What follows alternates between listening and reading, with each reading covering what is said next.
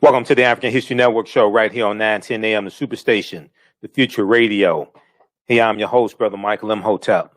It is Thursday, May 27th, 2021, and we are live. Hope everybody's doing well today. Well, look, it's been a very, very busy day today, and we have a lot to talk about. We know that more coverage is taking place on dealing with the 100th commemoration of the Tulsa Massacre, the Tulsa Race Massacre in Tulsa, Oklahoma, May 31st and June 1st, 1921. We're going to talk some more about that on today's show. And there was a good article from NBC News. We talked about it a little bit on Wednesday's show. Tulsa's Greenwood district with Black Wall Street was prosperous after the 1921 race massacre. After the 1921 race massacre, then the highways came through. And a lot of people don't know this. I've talked about this before numerous times in the lecture that I do dealing with the history of Black Wall Street in Tulsa, Oklahoma. I deal with the fact that Black Wall Street was rebuilt after the race riot. Okay, we rebuilt Black Wall Street with our own dollars, and then the other African American towns in Tulsa, in Oklahoma, the other African American towns helped out as well. But we rebuilt Black Wall Street, and it was prosperous again. Just after a few years, it was prosperous again, even in like 1925, 1926. But then the expressways came through. And the expressways destroyed a lot of the businesses and homes and things like this. Okay, so this is we see this, taking place in Tulsa. All right, so we're gonna talk about that. There was a really good article from the NBC News that dealt with that, and the fact that we rebuilt the Greenwood district. We rebuilt Black Wall Street after the race massacre. Now, this does not mean that we should the African Americans who are there, the descendants and the three survivors. This does not mean that they should not get reparations. Yes, they should get reparations, and reparations should go to the entire African American community there in North Tulsa, because they all suffer one way or another from the devastation that took place there, and the wiping out of wealth, the wiping out of businesses and homes, etc. So they all suffer one way or another. Now, there's a lot of money being raised off the commemoration. And you have white people in control of a lot of these events and a lot of the money taking place. You have events that African Americans are putting on and controlling. But like the city of Tulsa, a lot of that stuff, a lot of those commemorations taking place, things like that, that's controlled by white people. Okay. And as Viola Fletcher, Mother Fletcher, who's 107 years old, when she testified Wednesday, May 19th, 2021, she talked about the fact that, the $30 million has been raised there by the city of Tulsa, whatever the name of that committee is. $30 million has been raised. None of the money has gone to any of the descendants of the Tulsa Race Massacre. All right. Now, they talked about this on the Readout with Joanne Reed today. And we're going to share this segment because, and then also Roland Martin is on location in Tulsa, Oklahoma as well. And he, on his show today, he was dealing a lot with that. He was interviewing people on the ground there in Tulsa, people African Americans who live in Tulsa, who are talking about how white people are coming in, making this money off of the pain and the death of African Americans. All right. I'll be on Roland Martin Unfiltered again on Friday, May 28th. I'm a panelist each Friday on Roland Martin Unfiltered. So I'm sure we're going to talk about this on Friday.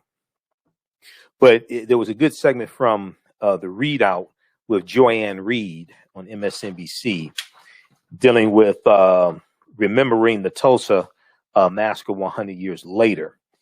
And they talked about what's going on down there, how white people are making money off of the commemoration of the Tulsa race massacre. Welcome back to the African History Network show right here on 910 AM, the Superstation, Future Radio. I'm your host, Brother Michael Imhotep. It is Thursday, May 27th, 2021. All right, and we are live. Calling numbers 313-778-7600, 313-778-7600 is the call-in number if you have a question or comment. Now, also before the break, didn't get a chance to tell you another topic we're going to discuss today is Kristen Clarke. Attorney Kristen Clarke was confirmed on Tuesday, May 25th. She was confirmed as to head up the Department of Justice Civil Rights Division. She'll be the first African-American woman to head up the Department of Justice Civil Rights Division. And she was confirmed in the U.S. Senate by a vote of 51 to 48. She'll be the civil rights. She'll be the Assistant Attorney General for Civil Rights. Assistant Attorney General for Civil Rights, Kristen Clarke. And there was only one Republican who voted for her. Okay. And that was Senator Susan Collins. Senator Tim Scott, the only African-American senator in the Republican senator, only African-American Republican senator, did not vote for this sister, Kristen Clarke, who's a brilliant attorney. And Senator Tim Scott is up for re-election also in 2022 as well. All right. So I want to jump into this first story here. I've talked about this a number of times, the fact that we rebuilt Black Wall Street after the race massacre. All right. Now, this doesn't mean that we shouldn't get reparations. Those in Tulsa should not get reparations. That doesn't mean that because we rebuilt it. But it shows what we can do when we work together as well. So there's a new book coming out by Carlos Moreno, that deals with some of this history. And what happened was the expressways are going to come through like in the 1970s and wipe out a lot of these businesses, a lot of these black owned businesses in the Greenwood district. Okay. So I want to go to this. Let me pull up this article here because we were having some technical difficulties. Tulsa's Greenwood neighborhood found prosperity after the 1921 race massacre. Then highways arrived. And we know that the U.S. Interstate Highway Acts in 1952 and 1956 drove about 41,000 miles of U.S. interstate highways all across the country, and they ran through a lot of African-American communities. They ran through Black Bottom right here in Detroit, Black Bottom, Paradise Valley area. I-375 ran through there, wiping out a lot of homes and wiping out, there's about 300 businesses there that were wiped out. Okay, Tulsa's Greenwood neighborhood found prosperity after the 1921 massacre. Then the highways arrived. The plot to take it over has happened. It just didn't happen in 1921. A researcher said of the once thriving Greenwood district.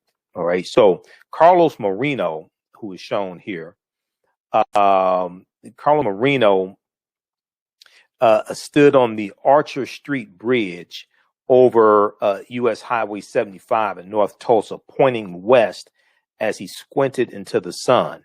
Much like the wind on top of the bridge, the traffic underneath was loud and there was no shade from the May heat. But it's here, he said, where you can see what was taken, He said, unless you're actually standing here, you don't know, you don't get a sense of the destruction. And that he's an author and graphic designer who moved to Tulsa in the late 1990s. Now, at the end of May 2021, it will be a century since a white mob looted and burned and murdered in Tulsa's Greenwood neighborhood, then known as Black Wall Street, where the business district was known as Black Wall Street. Okay, the business district in North Tulsa was known as Black Wall Street, killing hundreds and displacing thousands of African Americans. Now, with this commemoration just days away, many have focused on the violence, but that's not the full story of Greenwood nor its end. Okay, and here's a picture of the ruins of after the 1921 race massacre. So in his new book, set to be released next week, the book is called The Victory of Greenwood, The Victory of Greenwood. Carlos Marino explores how the neighborhood had a second renaissance led by African-American Tulsans after the massacre, rebuilding even bigger than before. They rebuilt North Tulsa even bigger than before. It was not the bloodshed that eventually destroyed most of Greenwood, however. Rather, it was, he said, pointing to the spaghetti of interchanges to the south and the expressway that stretches north. It was the expressway that's going to eventually come through and destroy the rebuilt Black Wall Street, the rebuilt Greenwood district. That's what's going to do it. It's important for us to understand that African people worked together to rebuild another Black Wall Street in Tulsa. And it was even bigger than the first one. That's not talked about a lot because we don't understand our history. But it's the interstate highways that came through that destroyed it. All right, so quote, Black Tulsa is a happy city. It has new clothes. It is young. Now, this is Dr. W.B. Du Bois, 1926. Okay, 5 years after the massacre. Okay, Dr. W.B. Du Bois wrote, Black Tulsa is a happy city. It has new clothes. It is young and gay and strong. Dr. W.B. Du Bois wrote after a 1926 visit.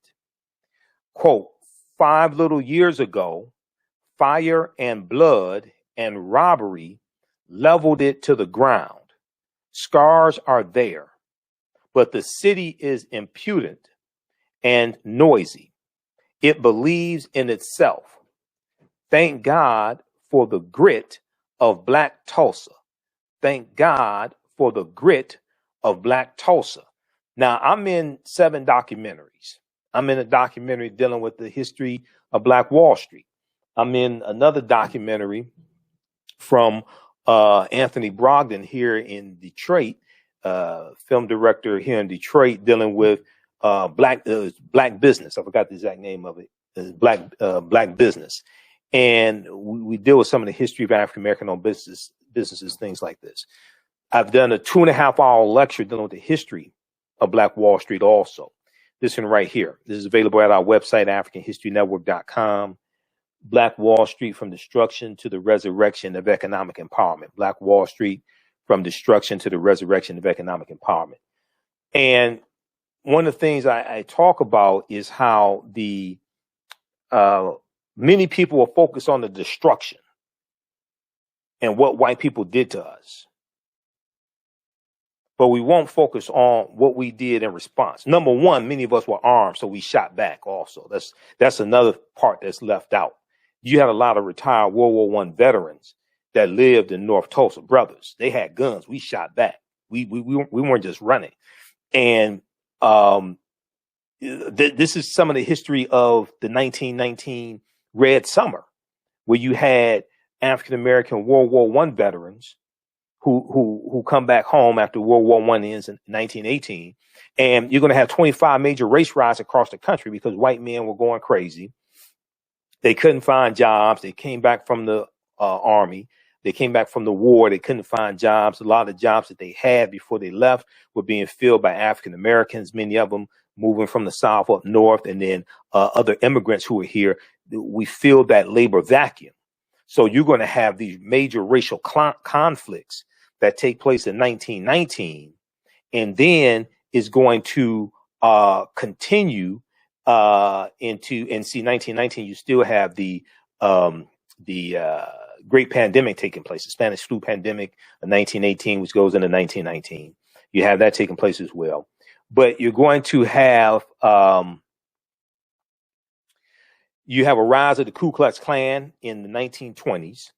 That's as a result of the movie The Birth of a Nation, debuted February 8th, 1915. And the movie The Birth of a Nation rejuvenates the Ku Klux Klan because the Ku Klux Klan are the heroes of the movie. Then you have the Tulsa Race Massacre of 1921, and the Ku Klux Klan helped instigate that. You had a lot of jealous white men who fought in World War I and can't find jobs, and here you have these prosperous African Americans. But you have, in Tulsa, we're armed, so we're fighting back against the white supremacists. We're shooting back against them. Okay, so this is part of the history that's not talked about. This is why Hannibal B. Johnson's book is so good. It's so important. And Hannibal B. Johnson has another book dealing with the 100 commemoration as well. But this book right here, Black Wall Street from Riot to Renaissance in Tulsa's historic Greenwood district. Okay, this is a crucial book. All right. So let me flip back over here to the article. Then we're going to go to clip one here in just a second, Shakita. So by the 1950s and 1960s, Greenwood had blossomed into one of the most successful Black neighborhoods in the country. Okay. At its height, Black business owners operated 40 grocery stores and dozens of confectionaries across the mixed use 35 block community. Okay. Now this is in the 1950s and 60s when we rebuilt it. Because this is after we rebuilt Black Wall Street. It had blossomed into one of the most successful Black neighborhoods in the country. Again. So Carlos Moreno says, and now what do you see? As he stood above the expressway, he said, it's just highways. That's it. There's nothing else.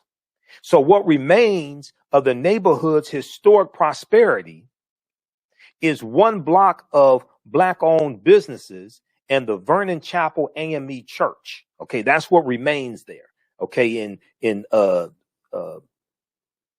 Greenwood district, which was the business district, the Greenwood district. That's what remains there.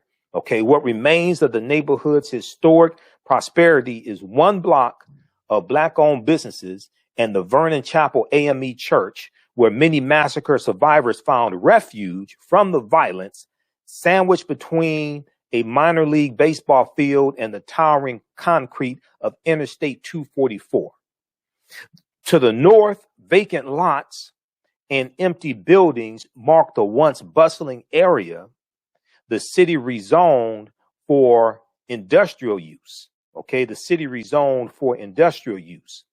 Redevelopment has crept up toward Greenwood from downtown over the decades, and a recent boom in the city's arts district, including upscale restaurants, posh bars, and galleries, has radically reshaped what was once considered West Greenwood. Now, Freeman Culver III, president and CEO of the Greenwood Chamber of Commerce, said the new developments, they're just squeezing us like a python. The new developments, they're just squeezing us like a python. Sounds like gentrification. Okay, so you see a map, historic Greenwood here, and then Vernon Chapel AME Church here, the former location of the Dreamland Theater, all of this. So you have basically white people still in control of Tulsa, okay? And the governor, what's his name? G.T. Bynum, white man, he's a Trump supporter, okay? He's a Trump supporter. All right. let me see here. And this is what we're going to do. We're going to go to clip 1 here. Some warnings about safety and security that have caused the Remember and Rise event that was supposed to feature John Legend and Stacey Abrams to be canceled. I want to get what we know about it. Just for our audience, I want to read this. In a memo, the Department of Homeland Security says they haven't seen any credible threats, that the current Homeland Security threat environment remains heightened, and also says white supremacists historically have used simple tactics such as vehicle ramming, small arms, edged weapons, and rudimentary explosive devices to target individuals perceived as having ideologically opposing views, racial minorities, or law enforcement at mass gatherings or crowded public spaces. What do we know about what prompted the commission to cancel? You know, there are a lot of things, Joy. The commission is not a part of the community of Greenwood. The descendants and survivors are not closely affiliated with what's happening in the commission. The commission is run by a bunch of white conservative Republicans who have raised over $30 million. And how much of that $30 million do you think they've offered to the actual descendants and survivors? $0. So I want to be clear with the American people watching right now. The commemoration continues with Justice for Greenwood. And these are the descendants of Greenwood. These are the survivors of Greenwood. Dr. Tiffany Presser, who's the brother of Terrence Presser, he's hosting panels. The lawyer, Demario Solomon Simmons, he's hosting panels and events. So this is, not a major cause celebration. And there was a lot of concern, and even outside of the Homeland Security threat, there was a lot of concern around how this commission was coming together. And so people who had contributed money to this commission started asking questions. Well, wait a second. We didn't know. We thought this was going to send us about a benefit to people. Nobody wants to be a Disneyland themed park here to commemorate a violent atrocity that happened in this country. So what they're asking of the commission was why they're being sued is cut direct payments to the people who actually were impacted by this tragedy. And so as those companies started asking questions, as the people who they were inviting to participate started asking questions, then the commission started wavering. And now they say because of Homeland Security threats canceled. I don't know if you can see, but there's not a tear setting on my face that is canceled. I'll be here with the members of the community, bringing the cross connection to you live, talking to the actual descendants and survivors of what happened here in Greenwood. And thank you for that clarification. And we do have Christy Williams, and you are a descendant of a survivor as well. I want to play. Tiffany did an interview with Tiffany Clarke, who you just mentioned, and talked about this issue of generational wealth. Let me play that clip really quickly. This is cut 3 for my producers. Descendants, what would our lives have been if we weren't robbed of our generational wealth? I often sit back and ponder about that. I ponder about Laurel Stratford, with her great-grandfather having the nicest hotel as a black man in the world. He could have been the Hilton. He could have been Marriott. And also there's Leslie Benningfield Randall, who testified before Congress. She said, I've lived much of my life poor. My opportunities are taken from me. They've raised more than $30 million, she mentioned, and refused to share any with me or the other survivors. So is that accurate then, Christy, that canceling this sort of big event with John Legend, et cetera, that's not going to impact the community? And it wasn't so much about safety. It's more about, I guess, theft. Kristen Clarke is right. The community is supporting the Legacy Fest. Our only Black City Councilor, Vanessa Hall Harper, is supporting the Legacy Fest. This community has been, we haven't been connected with the Centennial Commission and its efforts. So we probably never planned to be a part of those events in the first place. But our honoring our ancestors and our legacy and our history will continue with the Black Legacy Fest. Well, let me play another piece here. This is Tiffany's interview with Nehemiah Frank, who's the founder of the Black Wall Street Times, on just the fact that people don't even seem in Tulsa to know about the massacre. Take a listen.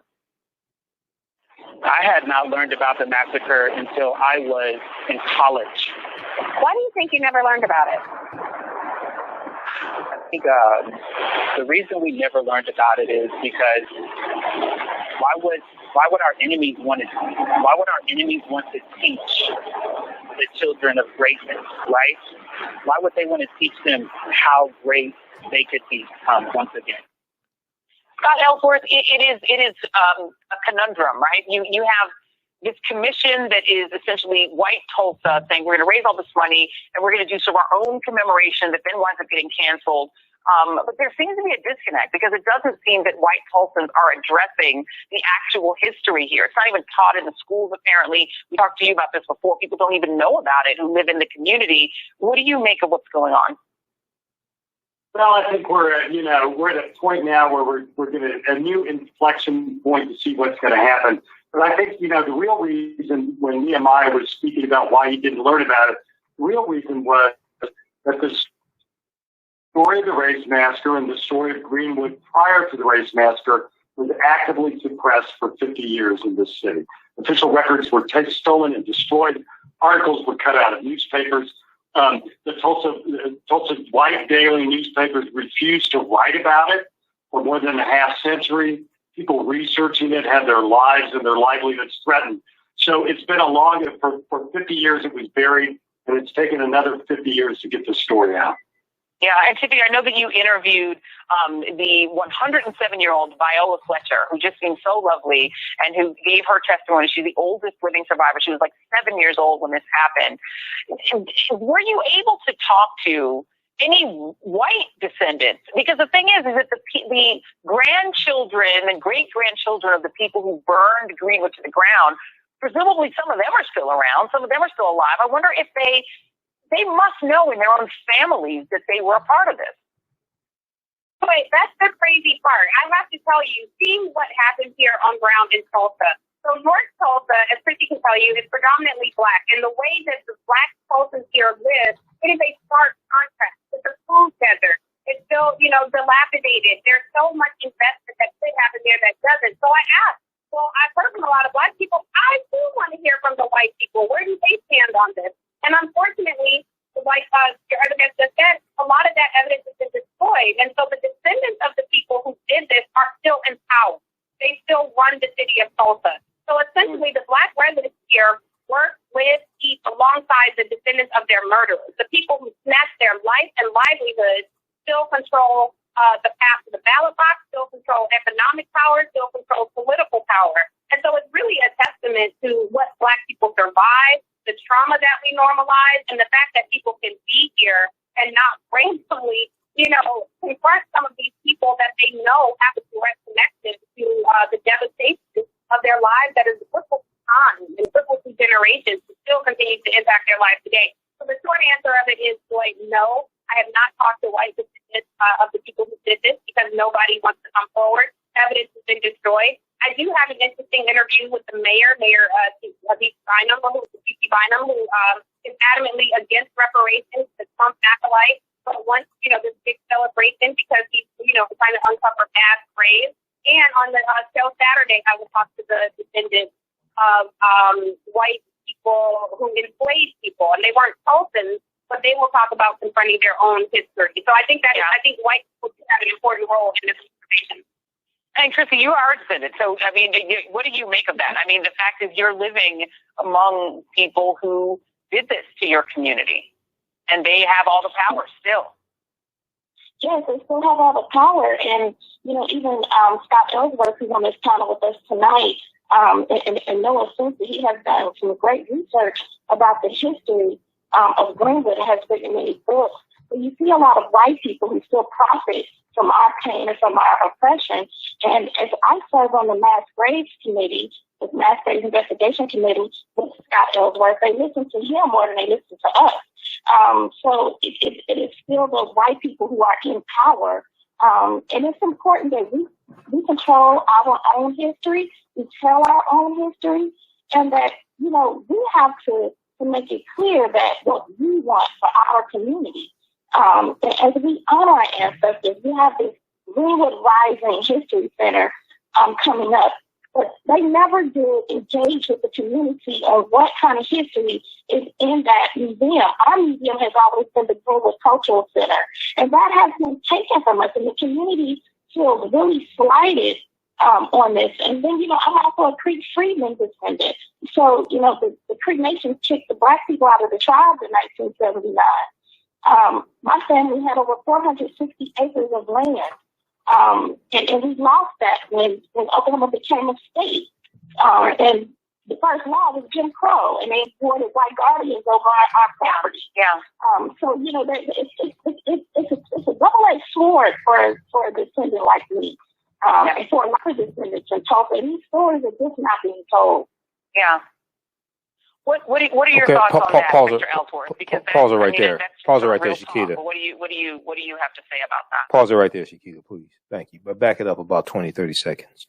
Okay, so you heard this, the one sister, and I forgot which one it was, but she is of Creek Indian ancestry. She's a descendant of Black freedmen who were African slaves owned by Creek Indians, owned by the Choctaw, Chickasaw Creek, Cherokee, and Seminole Indians.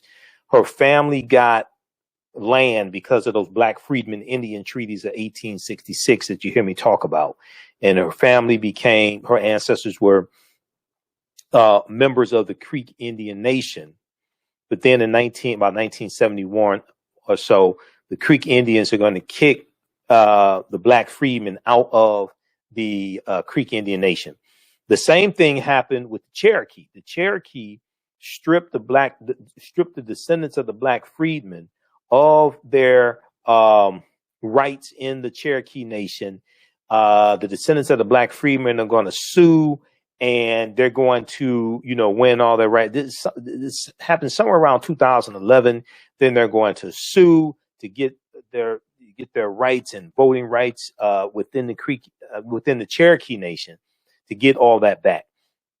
But she talked about how her family owned over 400 acres of land because they got land through the Indian treaties in different ways. They owned over 400 acres of land, and that land, when they were kicked out of the Creek Indian Nation, that land was taken away from them. All right. So this is a deep history. Now, as I've said before, see, you have to understand this chronology of history, because Tulsa, Oklahoma was founded by Creek Indians around 1836 or so. When the Creek Indians get pushed off of their land in southeastern United States, and they go over 1,000 miles into Oklahoma on what's known as the Trail of Tears, and they take their African slaves with them. And it's the same thing. The Choctaw, Chickasaw Creek, Cherokee, and Seminole Indians, they all owned African slaves. They all get pushed off their land in southeastern United States because of the Indian Removal Act, Alabama, Georgia, different areas like this. The Indian Removal Act of 1830, signed into law by that no good president, Andrew Jackson, who was the favorite president of the other no good president, Donald Trump. So they're going to take their African slaves into Oklahoma. Oklahoma is a territory at this time. Oklahoma does not become a state in the Union until 1907. And after the Civil War ends, 1865, you're going to have these treaties, and they're going to get land. They're going to get these Black freedmen. They're going to get land. They're going to get some type of compensation, different things like this. They become citizens of those respective Native American nations, etc. Have voting rights. They have status in those Native American nations, have voting rights, but some of them are going to be kicked out, stripped of that status. This happens to the Cherokee, the Black freedmen in the Cherokee Nation, as well as the Creek Indian Nation. There's an article from, let's see, and I'm really trying to keep this short, but there's an article from, which one was that? Hold on. This deals with the Creek Indian Nation.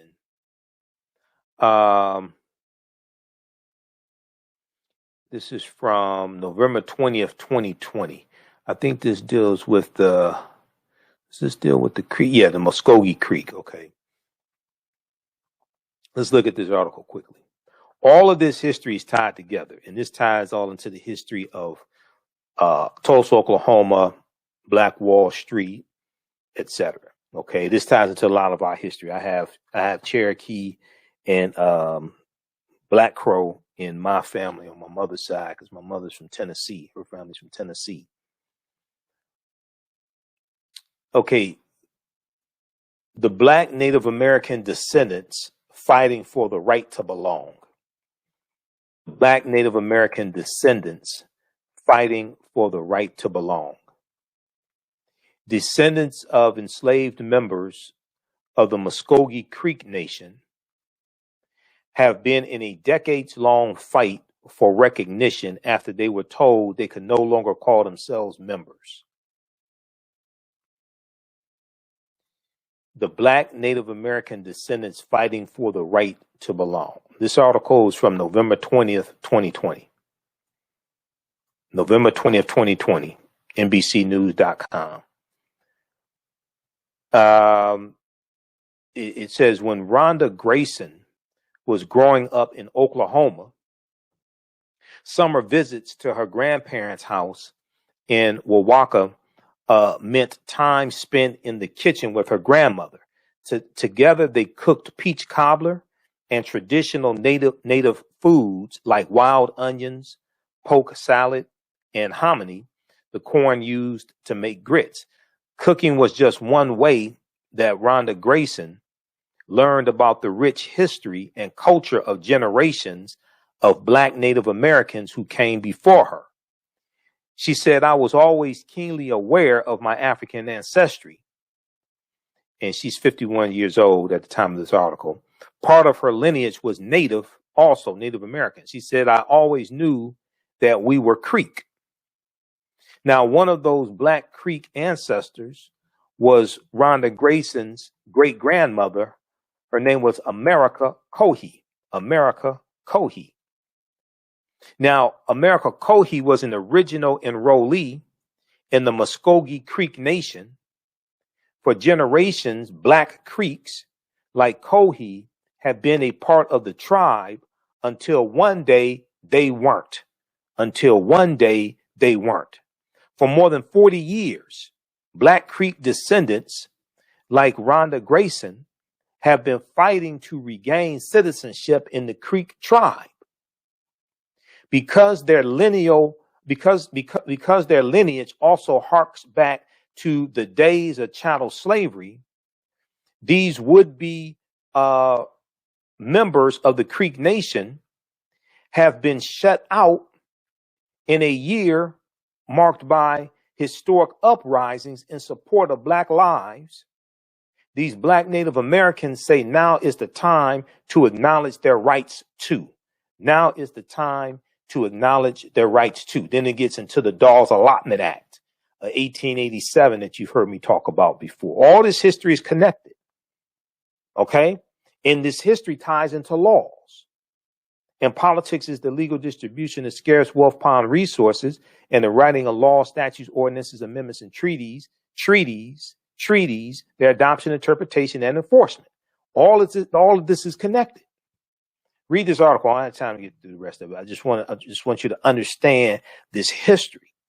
Okay? So, and the Black Freedmen Indian Treaties of 1866, that was crafted by the U.S. government. That was crafted by the U.S. government. So read this article here. Now, this also then ties into, this is connected to the history of Sarah Rector. Okay? Sarah Rector in where? Oklahoma. And Sarah Rector was the richest Afro-American girl in the country. 1913, she's a millionaire, and her family was of Black Creek ancestry. Her ancestors were enslaved by the Creek Indians. Okay, if you look at this article here, meet Sarah Rector, R-E-C-T-O-R. Meet Sarah Rector, the 12-year-old who became America's youngest Black millionaire in 1913. Okay, we're out of time here on 910 AM Superstation WFDF. Those watching on our Facebook fan page, The African History Network, The African History Network, and our YouTube channel, Michael Imhotep. Keep watching. Be sure to register for the online course that I teach on Saturdays, 12 noon to 2 p.m. Eastern Standard Time. Ancient Kemet, the Moors, and the Maafa. Understand the transatlantic slave trade, what they didn't teach you in school. Visit our website, AfricanHistoryNetwork.com. AfricanHistoryNetwork.com. You can register there. Right now, it's correct wrong behavior. It's not over till we win. Wakanda forever. We'll talk to you tomorrow. Peace. All right, stand by. We're going to go for a few more minutes.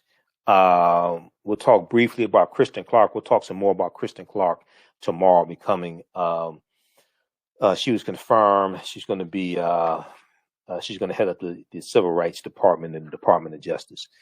So we have, Sarah Rector. We just talked about her recently. Sarah Rector was born in Indian Territory, March 3rd, 1902. And let's see.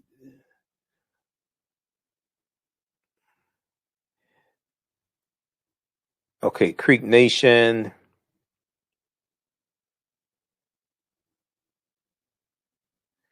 America's youngest millionaire, Sarah Rector, who was considered to have been the richest black child in the world at the time in 1913. Her parents were owned by Creek Indians before the Civil War. Her parents were owned by Creek Indians before the Civil War. As the site U.S. slave explains, she and some 600 other black children were entitled to land allotments as the children of enslaved people belonging to the Creek Nation. Okay. In 1866, the Creek Nation signed a treaty with the United States government promising to emancipate their 16,000 African slaves and incorporate them into their nation as citizens entitled to, quote, equal interest in the soil and national funds. Okay. 2 decades later, the federally imposed Dawes Allotment Act, the Dawes Allotment Act, D-A-W-E-S, named after Senator Henry L. Dawes of Massachusetts.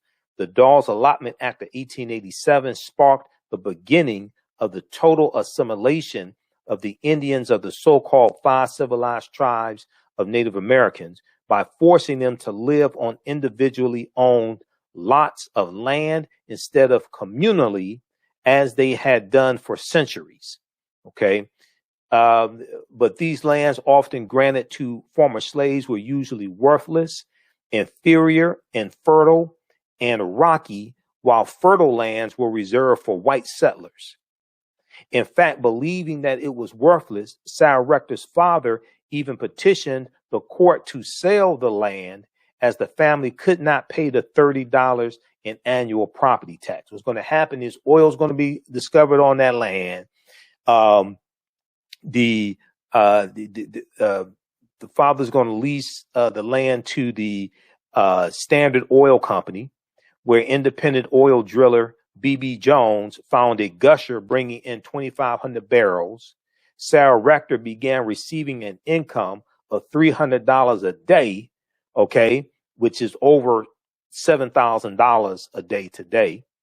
And because of this land that she owned that came from those treaties. All right. This is a deep history. All of this is connected, and this ties into the origins of the Greenwood district and in North Tulsa. So read this article here from face-to-faceafrica.com. Meet Sarah Rector, the 12-year-old who became America's youngest black millionaire in 1913. All right. Okay.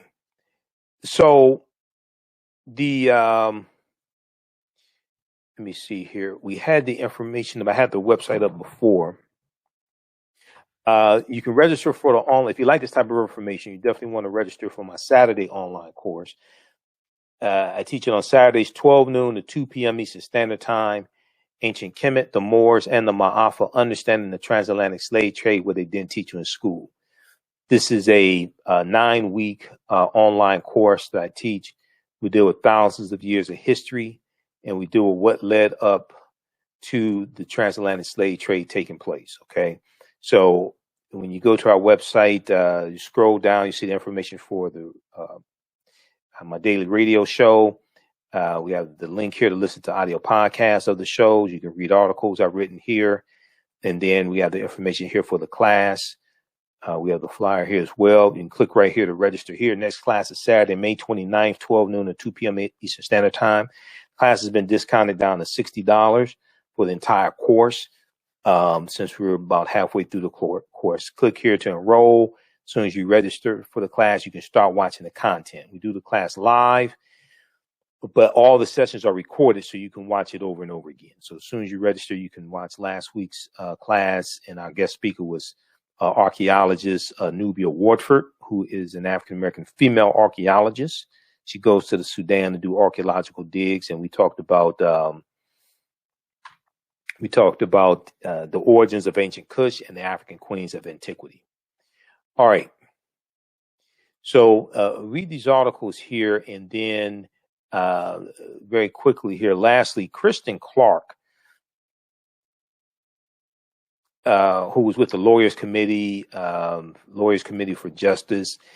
You probably heard about the contentious confirmation here, and white male Republicans were giving her a hard time, but she was finally confirmed by a vote of 51 to 48 on Tuesday, May 25th. Okay, the same day that we commemorated the murder of George Floyd. If we look at this article here from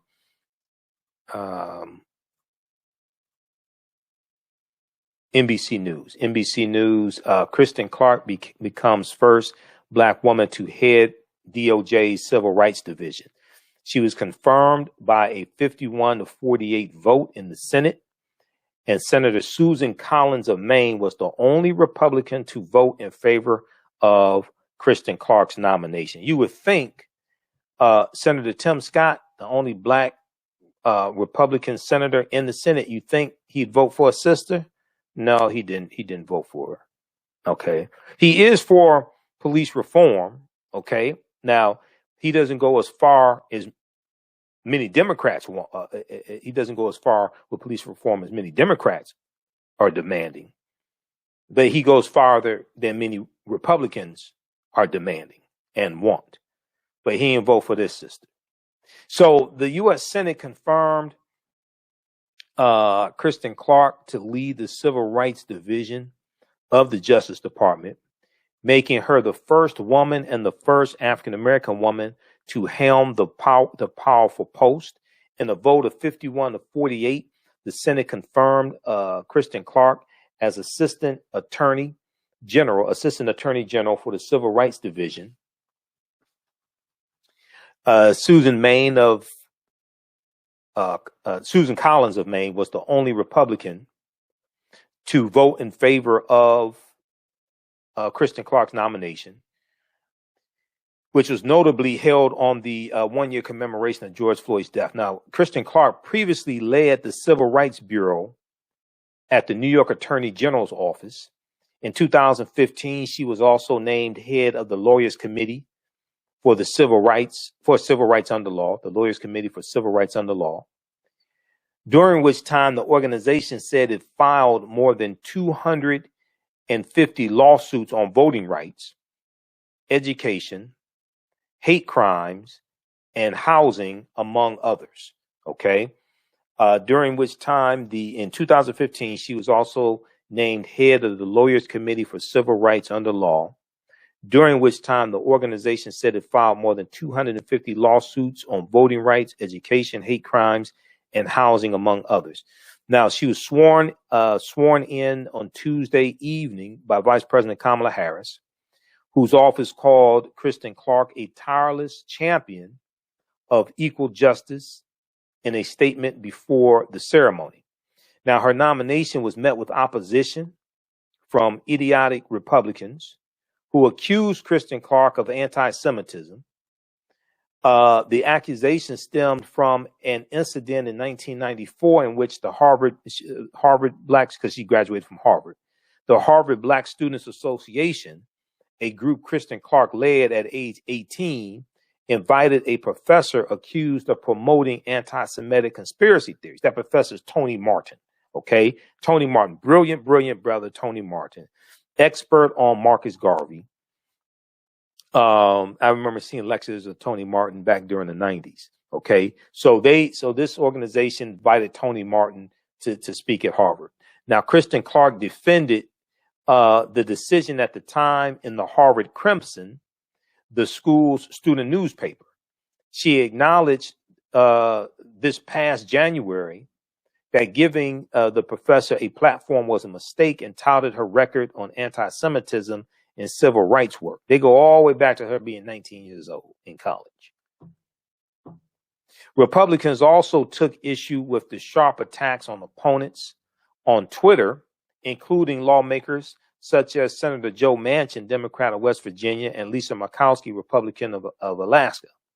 Before voting on her nomination, Arkansas Republican punk-ass Tom Cotton called Kristen Clarke highly partisan and suggested that because of her past comments calling former Benedict Donald Trump the traitor-in-chief, I'm calling him the traitor-in-chief, not her, but calling the traitor-in-chief, calling Donald Trump's judicial nominees, quote, white male extremists, end quote.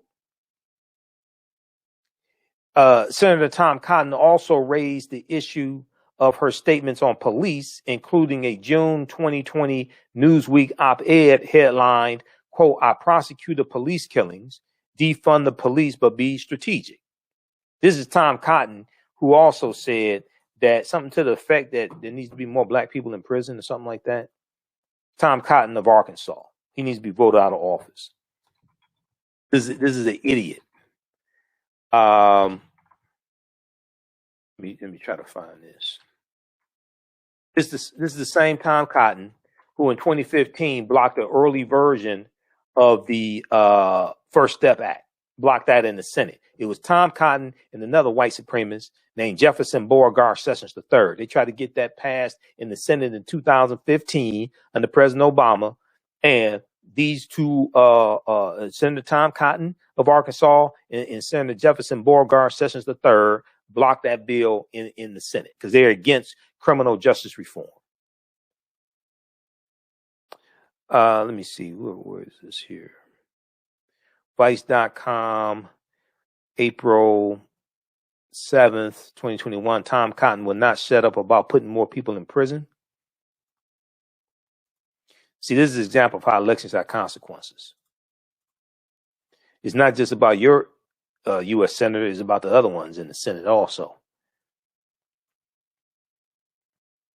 The Republican senator from Arkansas thinks that the U.S. has a prison problem. It doesn't have enough of them. It doesn't have enough of them. I would argue you do need to have some more people in prison. You can start with some of these Republicans. You can start with the traitorous Republicans in the U.S. Senate that did not vote to impeach Trump the first or second time and violated the oath of office. They violated the oath to defend the U.S. Constitution against enemies, both foreign and domestic. If you want to talk about putting more people in prison, start with these jackasses. Okay, so read the rest of it. I don't feel like dealing with Tom Cotton. You can read this article here. You see what an idiot he is, Trump supporter. What is this here? Okay.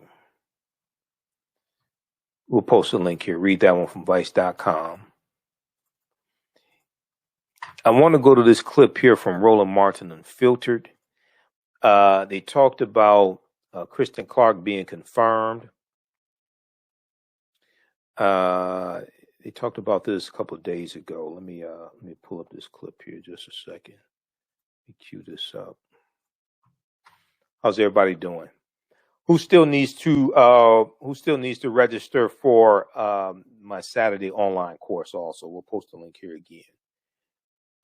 People are learning a lot in the class. How's everybody doing here? Okay, we have Ruby, Dolores, just a few of the people watching, Ronald, Willie.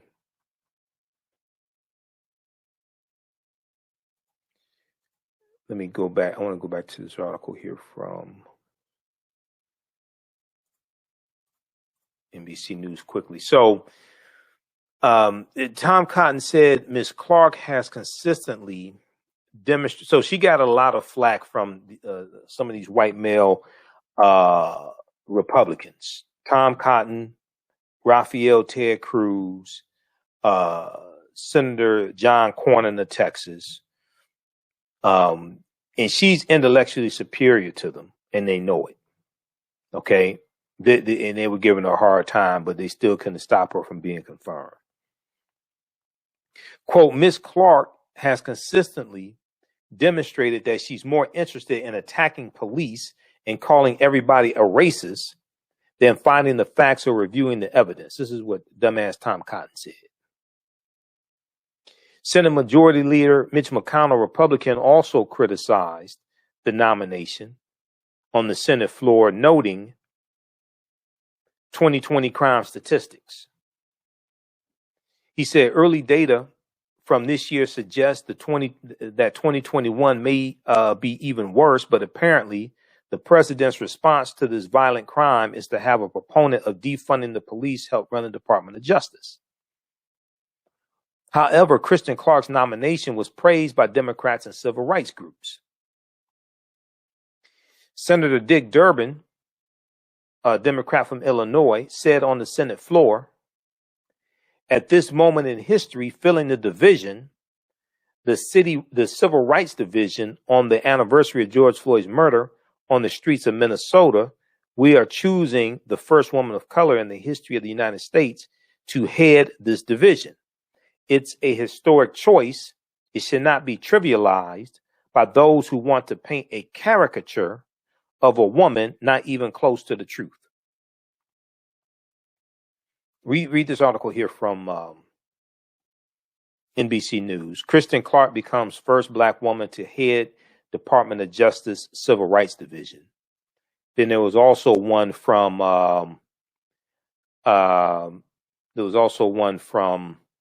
CNN. We're going to pull that up in just a second here. Okay, hold on just a second. I'm going to post a link here again to register for the online course. You can go ahead and register. As soon as you register, you can start watching the content. You can watch last week's class. We'll post it here. I just posted the link. It's also at our website, AfricanHistoryNetwork.com. AfricanHistoryNetwork.com. It's right on the homepage.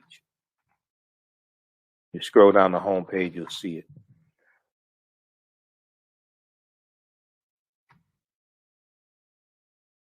Okay, just a second. I want to go to this segment here from Roland Martin and Filtered, where they talked about Kristen Clarke being confirmed. Let's see here. All right, let's go to this clip. Hey, big news on Capitol Hill today. Finally, Kristen Clarke was confirmed today. The first African-American woman confirmed to run the Justice Department Civil Rights Division. It was a 51-48 vote. It was contentious. Of course, Republicans doing all they can to stop her and, of course, Vanita Gupta from being confirmed. Both of them confirmed Kristen Clarke, formerly head of the Lawyers Committee for Civil Rights under law. She now goes to run the Civil Rights Division of the Department of Justice. Joining us right now is Melanie Campbell, Black Women's Roundtable National Coalition on Black Civic Participation. Melanie, finally, it was a long, hard fight. They tried to keep her from getting a job, but folks persevered, and Kristen Clarke makes history at DOJ. Yes, indeed, with a 51-48 vote margin, with one Republican, Susan Collins from the state of Maine. So we have to ask ourselves, what are the white boys doing over there on the Republican side when it comes to Black women? But we're not going to take away from the fact that Kristen Clarke was confirmed and she was running that Civil Rights Division. She made history today. So we're really excited about that and ready to get, she's ready on day one. That's the other part of it. And for it to happen today, the day of George Floyd's, this commemoration moment of losing his life, she'll be dealing with issues around police reform, criminal justice reform, voting rights, hate crimes, and many of these kinds of issues of injustice. She'll be right in there dealing with all kinds of things dealing with equity and opportunity and justice. So we're excited about that. America is in a much better place. Civil Rights Division. And it's important, Mel. You mentioned Susan Collins, a senator from Maine, voting for Kristen Clarke. I want every black person who's watching, Ron Johnson, Senator, Wisconsin, up for re-election next year, not voting for her. You have, of course, the Senator North Carolina, Burr, not running for re-election, did not vote for her. Toomey, not running for re-election, Pennsylvania, didn't vote for her. Rubio in Florida, who is running next year, did not vote for her. Don't forget that when it's voting time. That's right. And we were paying attention to that today. I was on the highway, but still paying attention. And so that's what elections are all about. But it really, and Tim Scott, I was disappointed in, quite frankly, from South Carolina, did not step up and join in voting for a sister who is exceptionally qualified for that position. Oh, to your point, he's up for re-election next year as well. Again, explain to people who don't know why that position, head of the Civil Rights Division, is so important. I want to read point blank, what is the Civil Rights Division? I'm glad you asked that question. If you don't mind, I want to read this. What does the Civil Rights Division do? It enforces federal statutes prohibiting discrimination on the basis of race, color, sex, including pregnancy, sexual orientation and gender identity, disability, religion, familial status, national origin, and citizenship status, right? She also will be dealing with, as I stated earlier, issues around civil rights, voting rights, women's rights, LGBTQ rights, dealing with issues around hate crimes. So she has a large portfolio. I think I said, I hope I didn't miss to say police reform and sentencing reform. So all these things that have a major impact on Black and brown communities. This sister, who has dedicated her life to issues around justice, understands the law and has a lived experience that she brings to this position. And I'm just excited for her to be able to continue to serve the people. At the end of the day, it's about service, public service. And they found it not robbery to put her in that position. With her colleagues, I think we're seeing justice coming back to the Justice Department because we didn't have it for 4 years, at least 4 years, for those 4 years. Absolutely. Melanie Campbell, we certainly appreciate it.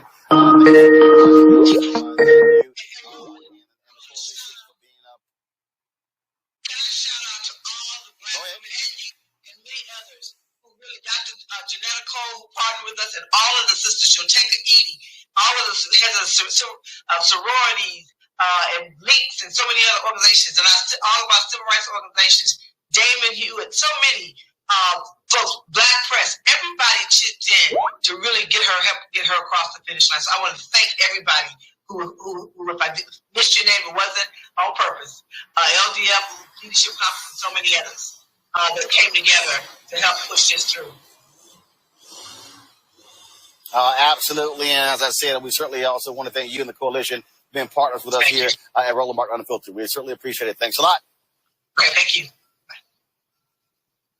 I'm going to go back to my panel real quick here. Ben, again, I don't want people to really overlook why this matters. I love all these fools, Ben, who send me tweets. Oh, man, you sit here, so Black people out supporting Biden. This is real simple. Yeah. It was going to be a Trump Department of Justice or a Biden Department of Justice. This is real simple. Here's what we already know. A Biden Department of Justice has already announced investigations of patterns and practices of the Minneapolis and Louisville Police Department.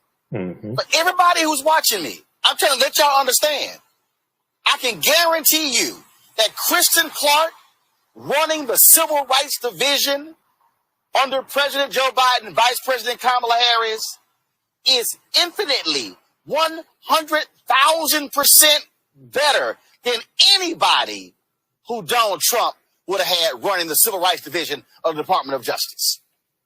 I mean, you could tell by you could tell by Jeff Sessions, the first pick. You could tell by William Barr.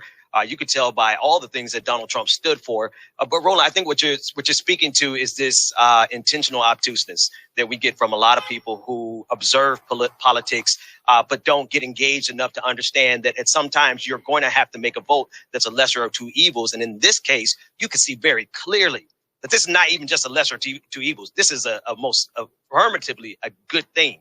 And so we're dealing with people who like politics of simplicity and the politics of talking points and the idea that they're too woke to participate. And that's the kind of simple reduction that goes on with people who make those type of comments that you get. I get them all the time about, oh, you voted for Joe Biden. Yeah, you're damn right. I voted for Joe Biden. The alternative was Donald Trump. What's wrong with these people? You know, the thing, again, Georgia, I can tell you, we will have a far more responsive Civil Rights Division, Department of Justice under Kristen Clarke than anybody who would have been in Donald Trump's Department of Justice.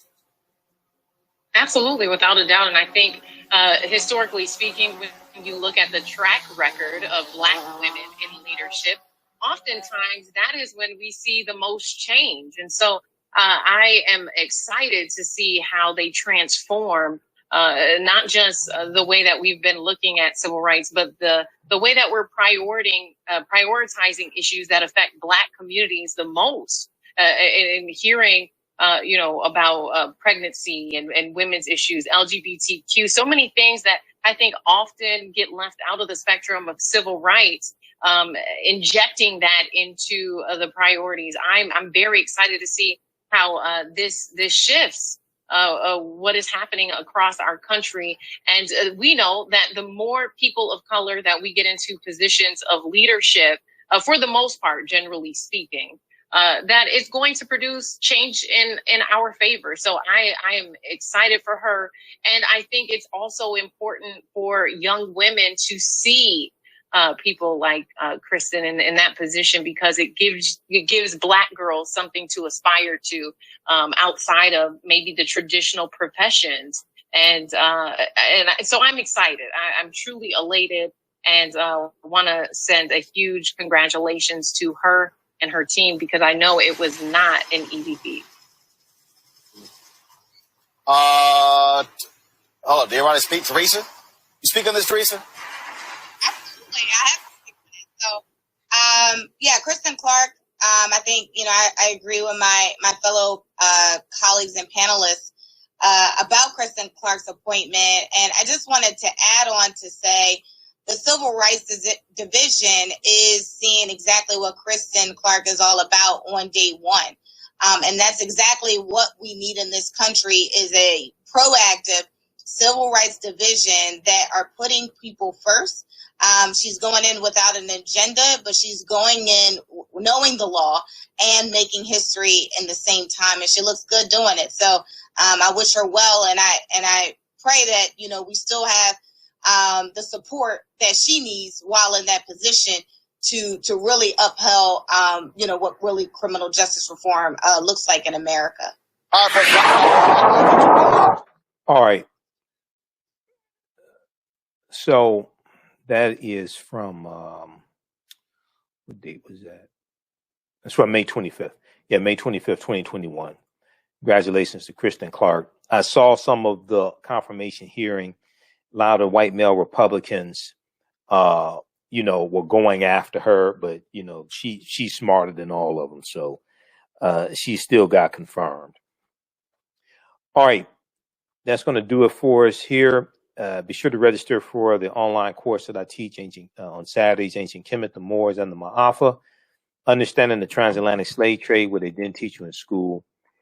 It's a 9-week online course. We deal with thousands of years of history and what led up to the transatlantic slave trade taking place.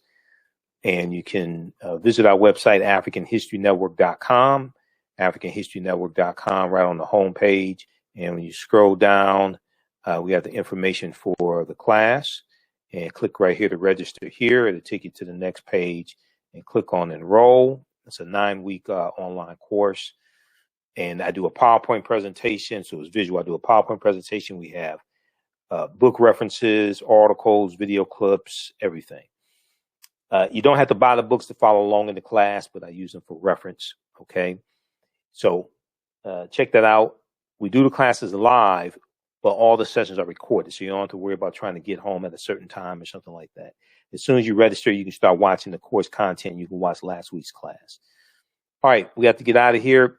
You can also support the African History Network, $ the AHN Show through Cash App, $ the AHN Show through Cash App, and then paypal.me / the AHN Show through PayPal. This helps us keep broadcasting 6 days a week, keep doing the research, stay on the air, pay some of the bills, etc. When you do it through Cash App, be sure to type in $ the AHN Show, SHOW. $ the AHN Show, SHOW, to show my name. It'll say Michael and show my picture there. All right, we have to get out of here. Remember, at the African History Network, we focus on educating, empowering, and inspiring people of African descent throughout the diaspora and around the world, because right now it's correct wrong behavior. It's not over till we win. Wakanda forever. We'll talk to you tomorrow. Peace. Gain knowledge in minutes from insightful summaries of progressive and socially conscious books. Blacklisted gives you access to curated content that'll satisfy your curiosity to learn and understand different perspectives. Empower yourself through inspirational and actionable ideas. It's easy to read or listen to on the go. Blacklisted. Empower yourself. Start your free trial today.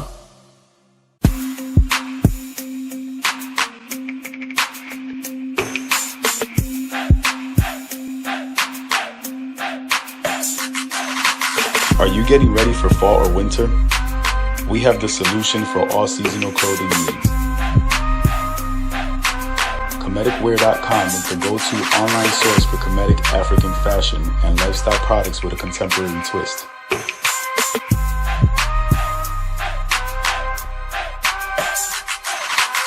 We're committed to offering unique styles reflecting our African heritage.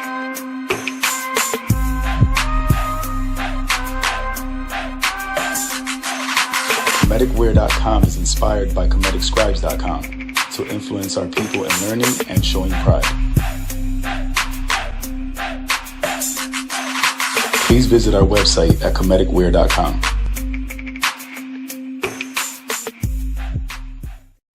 We all know the cannabis industry is headed toward an uprise in the past decade. What happens when there is a brand that brings this uprise in a blow? The cannabis industry welcomes her uprise. Hustle her hemp. Delivering excellence with pride is her watchword, and how you choose to embrace it makes it a priority. From cultivating rich cannabis into exquisite and tastefully finished CBD products to delivery, Hustle Her Hemp leaves no stone unturned. Hustle Her Hemp's mission is to empower women of color by building business and creating legacies, uniting beauty, health, and business. We are a pure definition of how we want the CBD industry to become in the future. While we are redefining innovation, we bring the same energy to improving the quality of life. Hustle Her Hemp is the new uprise.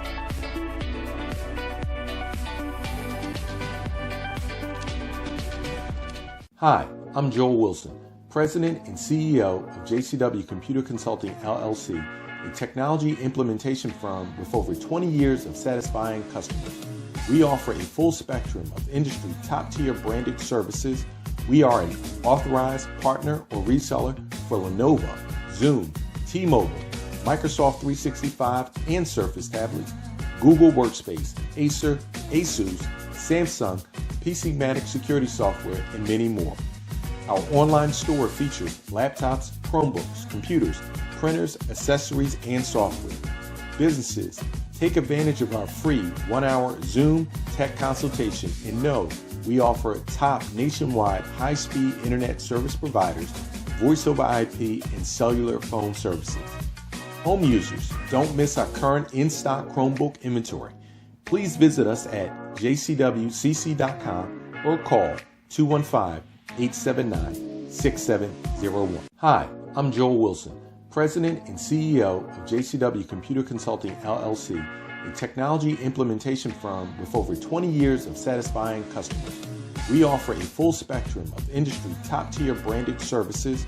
We are an authorized partner or reseller for Lenovo, Zoom, T-Mobile, Microsoft 365 and Surface tablets, Google Workspace, Acer, Asus, Samsung, PCmatic security software, and many more. Our online store features laptops, Chromebooks, computers, printers, accessories, and software. Businesses, take advantage of our free 1-hour Zoom tech consultation and know we offer top nationwide high-speed internet service providers, voice over IP, and cellular phone services. Home users, don't miss our current in-stock Chromebook inventory. Please visit us at jcwcc.com or call 215-879-6701. We all know the cannabis industry is headed toward an uprise in the past decade. What happens when there is a brand that brings this uprise in a blow?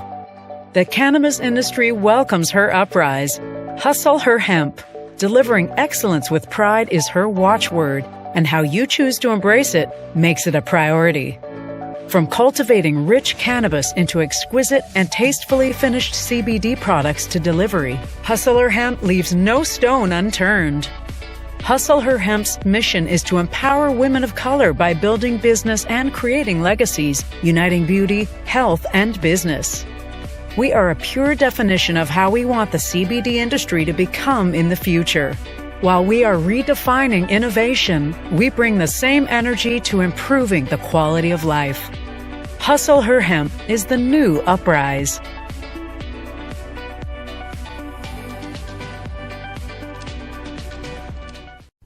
For 25 years, the Black History 101 Mobile Museum has carried on the rich legacy of the Black Museum movement in America by showcasing original artifacts of the Black experience at colleges, universities, K-12 schools, corporations, libraries, conferences, and cultural events, making it the most traversed Black History mobile exhibit in American history.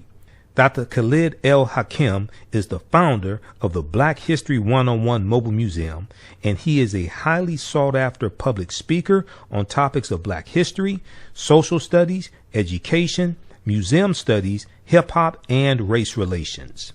Dr. Khalid was named among the change makers for NBC Universal's Erase the Hate campaign and listed as one of the 100 men of distinction for Black enterprise.